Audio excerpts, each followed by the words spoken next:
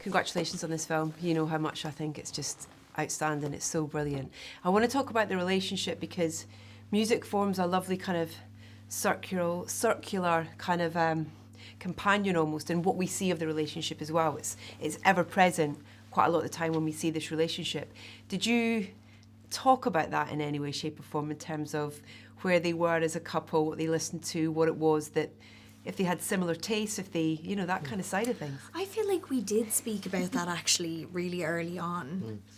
I think because they meet, I could be totally making this up, but I feel like we had the conversation about the fact that they meet in the club scene, in the East London scene, and that's very specific in terms of like taste, chaos, art, all that sort of stuff. I think I remember us saying vaguely that even though they were on different paths in terms of what they wanted to do with their careers and where they came from and all that, they were really aligned when it came to like personal tastes in music and art, and that was sort of the thing that brought them together. Yeah, and I.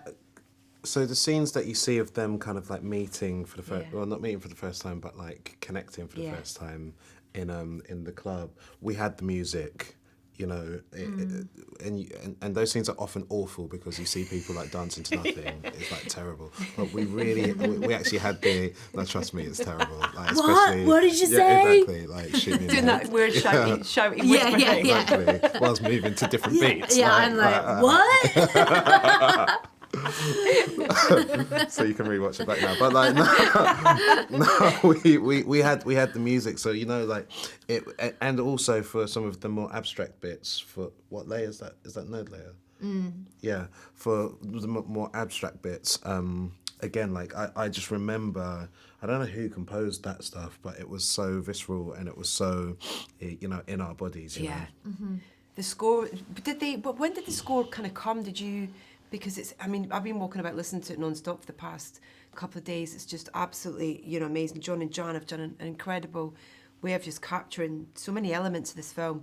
But was it done whilst you were filming, before you filmed? Were you privy to what was going to be, you know, used in the film prior to filming, or did that come after? Saoirse, you probably. Some of it we knew was going to be in the movie. So there were certain tracks that I think I've told you about that are still on my phone that I had from the beginning. And to be honest, like drum and bass and that sort of hard electronic music was not necessarily the music that I would have turned to the most myself. Yeah. So it was quite new for me to dip into that too. So Nora gave me a lot of that music to listen to just so we sort of sonically could understand who this person was and sort of have that juxtaposition between the sound and the landscape that she was in.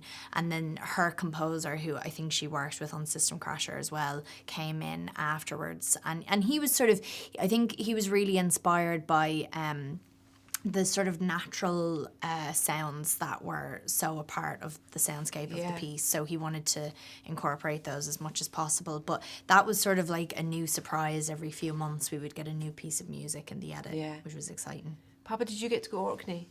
I didn't. Oh. Everyone's asking him that, so he's constantly being reminded. But I also think that that's almost part of, it's necessary for the character in a way, because it's like, you know, her two worlds really, and I guess them colliding might have resulted in a slightly different outcome of their relationship in a way. For sure, yeah. There's definitely something to be gained from the fact that there's a clean split between the present, the past, and whatever the future is, and Dainin definitely in this iteration of the replaying of her life is part of the past, you know, and you know, bits of that are sad and bits of that are actually positive. But I just because we started off in London and then we went to Edinburgh and we shot some of, you know, Edinburgh for London, and then everyone went off to. Oh, you nearly got me. me Right. Do you know what I mean?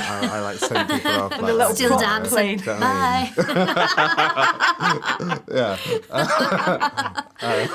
Total mental image in my head. Headphones on, drum and bass. I'll be here. Tear. I'll be here. I'll be here with you.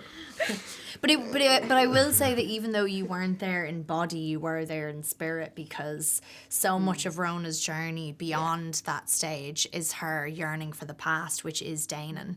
So there's scenes, as you know, where I'm sort of stalking you on social media and I'm replaying moments in my head, and that's why that relationship and that dynamic is so central to the piece and to her recovery, actually. It's almost grief in a way, isn't it? Absolutely, yeah. Yeah. I'm going to throw you with a big curveball question. I know you're not ready for this one. Not prepared. Two things for both of you. Yeah.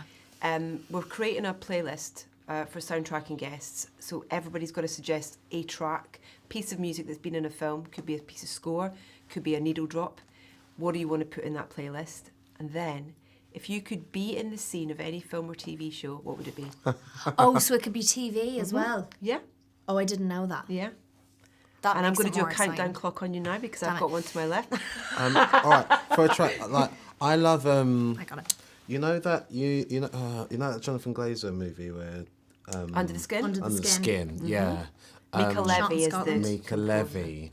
I just love that soundtrack generally, but there's one track which is when like the guy is like dropping into like a pool of like oil. It's so visceral, Yeah. and it's got kind of like insects in the background, and all that. It's amazing. So I'll choose that. Perfect. Saoirse? I have got one, actually. Modern Love in Frances Ha. And also, there's a French movie, and I can't remember the name of it now. I watch European films too. That movie sort of references, and I can't remember the name of it, but it would be Modern Love and Frances Ha. That would be really cool. And TV, or I mean, it might be that scene actually. TV. Honestly, like I would love to be in The Rover's Return in Coronation Street. Or EastEnders. Barmaid, wow. Yeah, maybe. Barmaid Saoirse. Or just like... or like a punter. Or like a... No, I wouldn't want to be a punter. I'd want to be someone that like comes in for the day. Cheers? Cheers. I would have loved to have been in Cheers. Probably not appropriate for... I'd love to be a barfly for a day. She can do it all. Go see the air. Yeah. Brilliant, thank you. We're on time.